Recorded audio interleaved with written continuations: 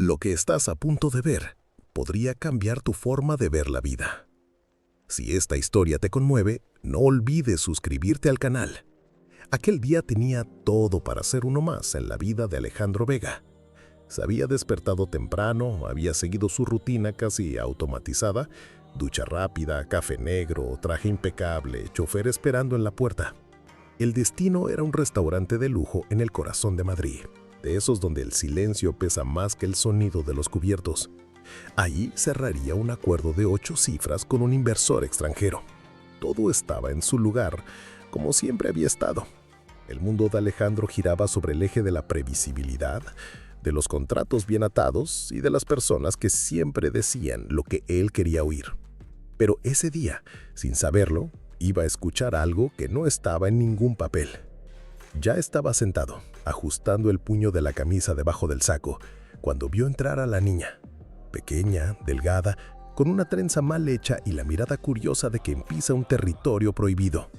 Sofía llamaba la atención no por lo que decía, porque hablaba en voz baja, sino por lo que cargaba en los ojos, una mezcla de esperanza y vergüenza.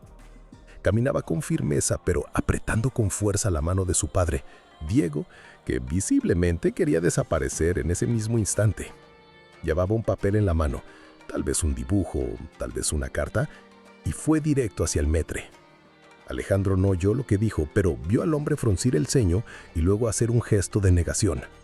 El padre intentó tirarla hacia atrás, desesperado, pero ella resistió. Aquel no era un capricho, era urgencia.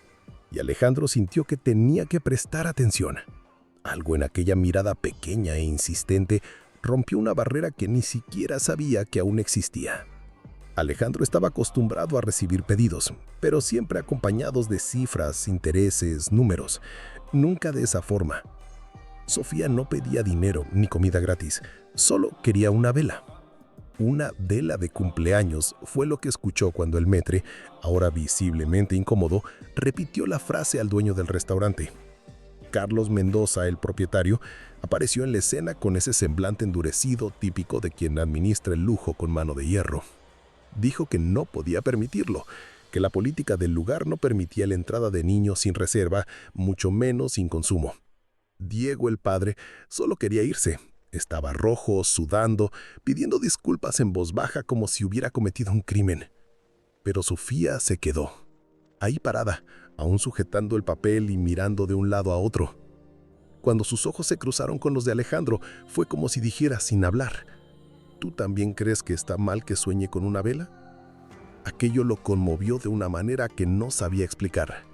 Se levantó despacio, sin aspavientos, como que no quiere espantar una mariposa. Fue al centro del alboroto, le sonrió levemente a la niña y se agachó hasta quedar a su altura. Le preguntó su nombre y luego miró a Diego, extendiéndole la mano con naturalidad.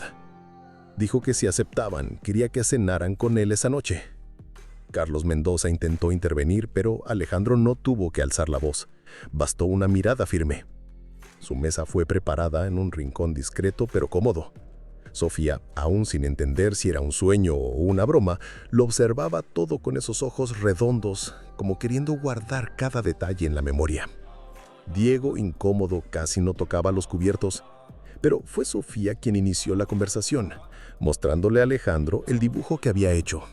Ella, su padre y un pastel con 3 velas. No quería comer, quería recordar. Alejandro escuchaba más de lo que hablaba, y eso era raro. Normalmente dominaba las conversaciones, marcaba el rumbo, dirigía el ritmo. Pero allí, en esa mesa inesperada, solo escuchaba. Descubrió que Diego era ingeniero electrónico, con experiencia sólida e incluso proyectos premiados, pero que desde la pandemia no había podido volver a trabajar. El currículum estaba desactualizado, los contactos se esfumaron y en poco tiempo, lo que era una vida digna, se convirtió en una lucha por sobrevivir. Diego lo contó sin adornos, no como quien quiere impresionar, sino como quien ya ha aceptado lo que ha perdido. Dijo que había vendido todo: coche, computadora, incluso la alianza de su esposa, fallecida 2 años antes. Solo quería mantener la comida en la mesa y la sonrisa en su rostro, dijo, mirando discretamente a Sofía, que ahora comía lentamente un plato de pasta como si fuera un banquete. Alejandro no sabía qué lo conmovía más, las palabras contenidas de Diego o la presencia serena de la niña. Y fue entonces cuando tuvo la idea del pastel. No uno cualquiera, sino uno que pudiera transformar esa noche en algo imposible de olvidar. Llamó discretamente al maître y pidió lo mejor que la cocina pudiera hacer. Pidió 3 pisos, cobertura blanca, velas de colores y su nombre escrito con chocolate. Mientras esperaban, Alejandro notó cómo Sofía intentaba, con todo el cuidado del mundo, hacer que aquella cena pareciera un evento especial. Agradecía a cada camarero, acomodaba los cubiertos, reía cuando derramaba agua y se empeñaba en compartir el pan con su padre, como si fuera una verdadera fiesta. Cuando llegó el pastel, sus ojos brillaron. No gritó, no saltó, solo sonrió con una fuerza que Alejandro nunca había visto en ningún adulto. Al momento de soplar las velas, cerró los ojos con sinceridad y dijo que había pedido un deseo, pero que era secreto. «Es sobre papá», susurró. Y fue ese momento silencioso el que siguió resonando en la mente de Alejandro durante horas. Después de la cena, cuando ya se despedían, Alejandro sacó de su bolsillo una tarjeta de presentación. Se le extendió a Diego sin ceremonia, pero también sin arrogancia. Dijo que quería que lo llamara al día siguiente, que tenía algo en mente. Diego dudó. Parecía no creerlo. Miraba la tarjeta como quien recibe un billete premiado y no sabe si es real. Sofía, en cambio, solo sonrió, como si ya supiera que eso iba a pasar. Alejandro no explicó mucho allí. No quiso convertir la oferta en espectáculo. Solo dijo que si él estaba dispuesto, habría un puesto en su empresa para alguien como él. Alguien como tú hace falta en cualquier lugar donde las cosas importan de verdad. Fue lo que dijo. Diego agradeció con los ojos llenos de lágrimas y la niña, antes de salir, abrazó a Alejandro sin pedir permiso. Ese abrazo fue diferente. No era tímido, ni exagerado. Era firme, sincero, como si acabara de adoptar a ese extraño de traje caro. Alejandro se fue con el corazón conmovido. Aquello no era común, no formaba parte de su mundo, y aún así no podía dejar de pensar en ellos dos, en la forma en que Diego enfrentaba la vida con dignidad, incluso habiéndolo perdido casi todo, y en la niña que con tan poco lograba crear encanto. Cuando llegó a casa, aquella cobertura silenciosa e impecable le pareció más fría que nunca.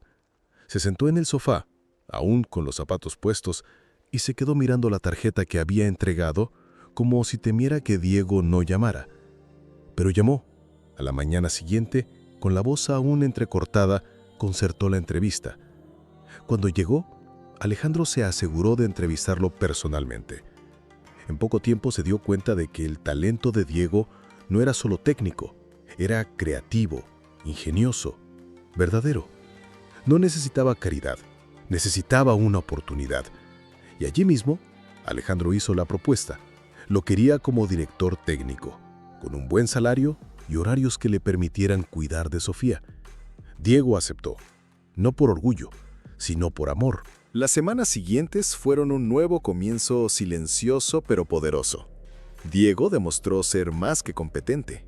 Era el tipo de persona que se sumerge en el trabajo con gratitud, no con ambición. Llegaba temprano, ayudaba a sus colegas, proponía mejoras, pero siempre se iba a la hora, porque le había prometido a Sofía que estaría en casa todas las noches. Y Alejandro, por primera vez en años, empezó a interesarse por algo más allá de las cifras. Comenzó a visitar al padre y a la hija con frecuencia, casi siempre diciendo que era de paso, pero acababa quedándose a cenar, escuchando historias del colegio y dejándose cautivar por esa niña que ahora lo llamaba Tío Ale. Era un apodo tonto, pero cargado de significado. Nunca lo habían llamado así antes. Siempre fue Señor Vega, Doctor Alejandro, Presidente. Tío Ale era otra cosa. Era afecto. Era un espacio ganado en el corazón de alguien. Y comenzó a darse cuenta de que, por primera vez, sentía que pertenecía a un lugar que no había sido construido con dinero. La Navidad de ese año fue la primera en la que Alejandro no viajó. Rechazó las invitaciones a resorts, fiestas lujosas y eventos empresariales. Pasó la Nochebuena en la casa sencilla pero acogedora que Diego y Sofía ahora llamaban hogar. La mesa era pequeña, pero llena de comida hecha con esmero. Había adornos en las paredes, dibujos en la nevera y hasta un pesebre de cartón hecho por Sofía. Al final de la noche, ella le entregó a Alejandro un sobre con un dibujo a color y una cartita. Decía que él era el mejor regalo que la Navidad podía dar y que si quería, podía ser oficialmente el tío de corazón. Solo tenía que firmar abajo. Alejandro no pudo decir nada durante unos segundos. Solo tomó una pluma y firmó allí mismo, con una emoción que él mismo desconocía. Aquello no era un contrato, era un lazo. Y por primera vez, sintió que eso sí valía más que cualquier firma sobre papel membretado. 2 años después de aquella cena improbable, todo había cambiado, pero no como suele cambiar el dinero las cosas. Diego ahora era reconocido en la empresa, había recibido 2 aumentos y firmado un proyecto importante que llevaba su nombre. Más que eso, caminaba con la cabeza en alto, con los ojos más vivos y la postura de quien volvió a creer en sí mismo. Sofía, con 12 años, era una niña llena de energía, segura de sí misma y con una alegría que contagiaba cualquier ambiente. Alejandro vendió su mansión y compró una casa más pequeña en el mismo barrio de ellos. Ya no necesitaba piscina climatizada, ni un vestidor con 50 trajes. Necesitaba una mesa servida con pan y café, voces en la cocina, dibujos en la puerta del refrigerador. Necesitaba una rutina compartida. Aquella casa tenía todo eso. ¿Y más? Tenía un lugar reservado para él todos los días, incluso cuando no confirmaba su presencia. En el cumpleaños número 12 de Sofía, hicieron una fiesta en el parque. Nada lujoso, solo un castillo inflable, un pastel sencillo y niños corriendo descalzos sobre el césped.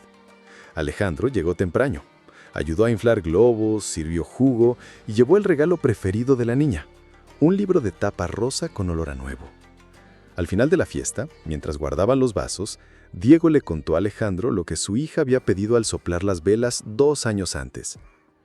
Pidió que yo tuviera un trabajo feliz y que encontráramos a alguien que nos amara como familia, dijo con los ojos llenos de lágrimas. Alejandro no pudo responder. Solo miró a Sofía, que corría entre los árboles con el cabello recogido en una coleta, y sintió un nudo en la garganta. Ahí, en ese instante, lo entendió todo. El mayor contrato que había firmado no estaba en ninguna oficina, sino ahí, invisible, tejido en los días comunes, en las risas compartidas, en el abrazo de aquella niña que un día solo quería soplar una vela. Y él estaba ahí para eso, para ser esperado, para ser parte.